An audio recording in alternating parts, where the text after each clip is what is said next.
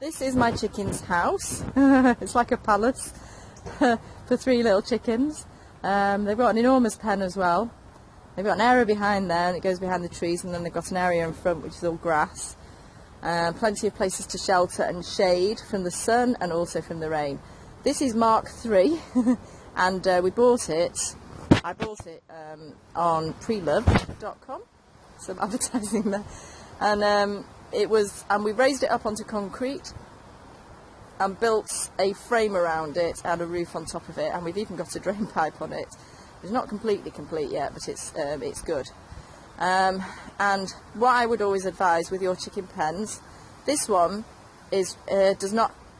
In the past, I've had chicken pens that look like sheds, and they go right down to the ground, and then you put a wooden base or a concrete base on them, and you will get ratties at some point if you've got chickens, because you've got food, and they will dig and dig and dig, and they will go under things. They live under things. They live under compost heaps. They live under wooden floors, floorboards. They live under anything. Come on, girls. They live under anything. Oh, that's a magpie. Bit of a warning. They live under things, and they will build their nest there, and they will dig out soil, and they will ruin your house. So after trial and error in 2 previous chicken houses, we discovered that this has to be raised off the ground, which we have done.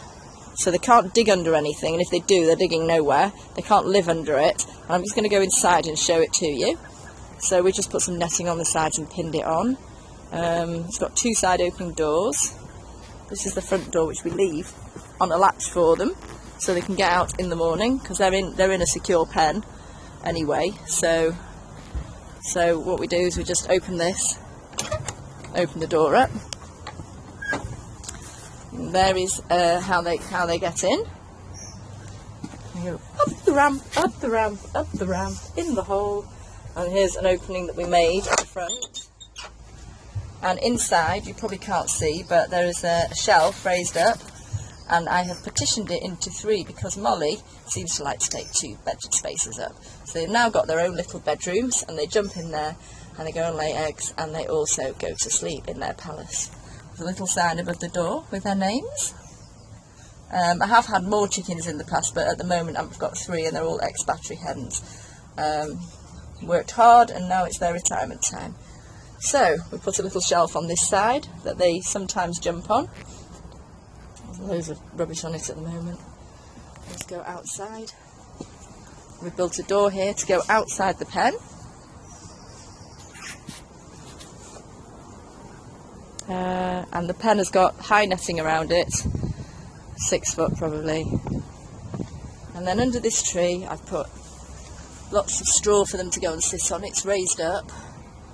And I've also put some plastic sheets to protect them from the rain, because in England we get a lot of rain and that straw just gets wet.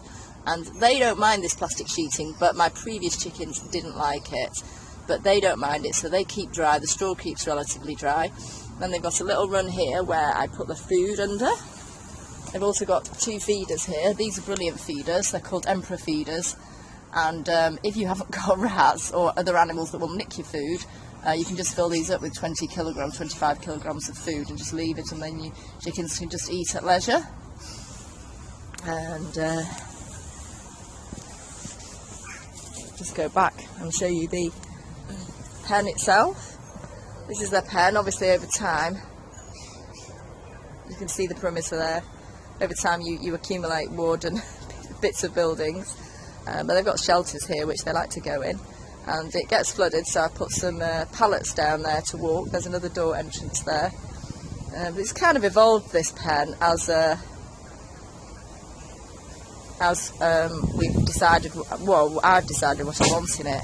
I also put grass seed down every year because it gets churned up and also gets muddy if you walk over it. And I put that down in about February, and usually have lots of nice grass in here to munch on. So that's their pen. Thank you for watching. Ciao for now.